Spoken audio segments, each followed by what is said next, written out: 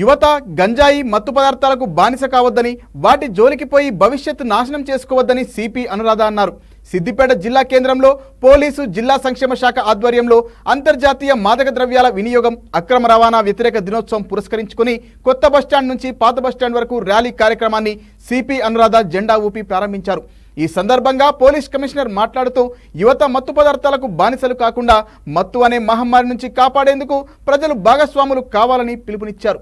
Drugs జీవితాన్ని నాశనం చేయడంతో పాటు భవిష్యత్తు లేకుండా చేస్తుందనే విషయాన్ని యువత గ్రహించాలన్నారు సిపి. మత్తు పదార్థాలను అరికట్టేందుకు యువత అంతా యాంటీ డ్రగ్స్ కమిటీలలో సభ్యులుగా చేరి యాంటీ డ్రగ్స్ సోల్జర్గా సహకరించాలని కోరారు. మాదక ద్రవ్యాల ఉచ్చులో పడకుండా మానవాళిని రక్షించేందుకు తమ వంతు సహకారం అందించేందుకు ప్రతిజ్ఞ చేశారు.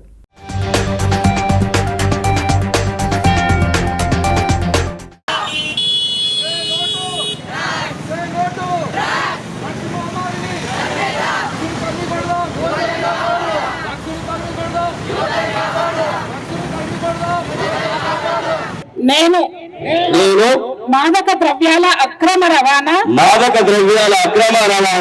మరియు దుర్వినియోగంపై జరుగుతున్న పోరాటంలో క్రియాశీల భాగస్వామిని అవుతానని వీటి వాడకం వల్ల కలిగే దుష్పరిణామాల గురించి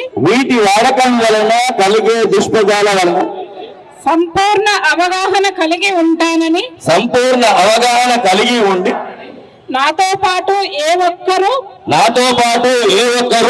డ్రగ్స్ బారిన పడకుండా కృషి చేస్తానని డ్రగ్స్ అమ్మకము కొనుగోలు చేసే వ్యక్తుల సమాచారాన్ని పోలీసుకి తెలియజేస్తానని డ్రగ్ రహిత జీవన శైలిని అనుసరిస్తానని డ్రగ్ రహిత సమాజమే లక్ష్యంగా సాగుతున్న తెలంగాణ ప్రభుత్వ సంకల్పంలో భాగస్వామిని అవుతానని ప్రతిజ్ఞ చేస్తున్నాను. జై తెలంగాణ.